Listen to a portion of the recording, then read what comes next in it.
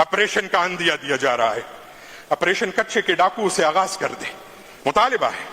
और फिर जनाब DGI SPR साहब से निहायत अदब से एक इल्तिमास करता हूं, खुदारा ये एक जुमला आप प्रेस कॉन्फ्रेंस से हज़फ कर दे कि हमने सियासत छोड़ दी और सियासत हमारा कोई काम नहीं। 1 साल पहले DGI SI साहब ने पूरी कौम के सामने, कोई खुफिया बात नहीं कर रहा, ऐलान किया था कि हमने सियासत छोड़ दी।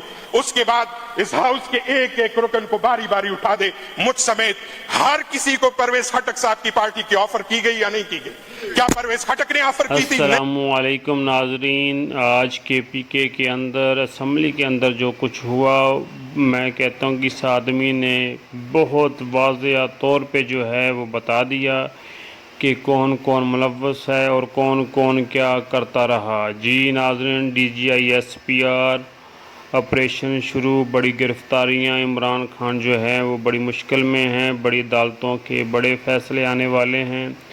और सबसे पहले इन्होंने कहा कि अगर ऑपरेशन शुरू करना है तो कच्चे के डाकुओं से करे और फ़ौज आकर आवाम को बताए कि हमारा सियासत के साथ कोई भी तल्लक नहीं है, हमारा सियासत के साथ कोई भी लेन देन नहीं है, हम सियासत से दूर हैं। आज से कुछ महीने पहले भी DGI SPR ने आकर कहा था कि हाँ हमारा सियासत से कोई तल्लक नहीं है, लेकिन ये फिर कूद पड़ते हैं सियासत में। इनका क्या काम है सियासत के अंदर? इनका काम जो है वो ये अपना काम करें।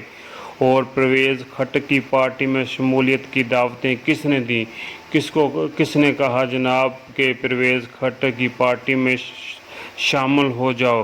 परवेज़ खटक ने तो ऐसा कुछ नहीं कहा, लेकिन कौन था जो कहता रहा कि परवेज़ खटक की पार्टी में शामिल हो जाओ?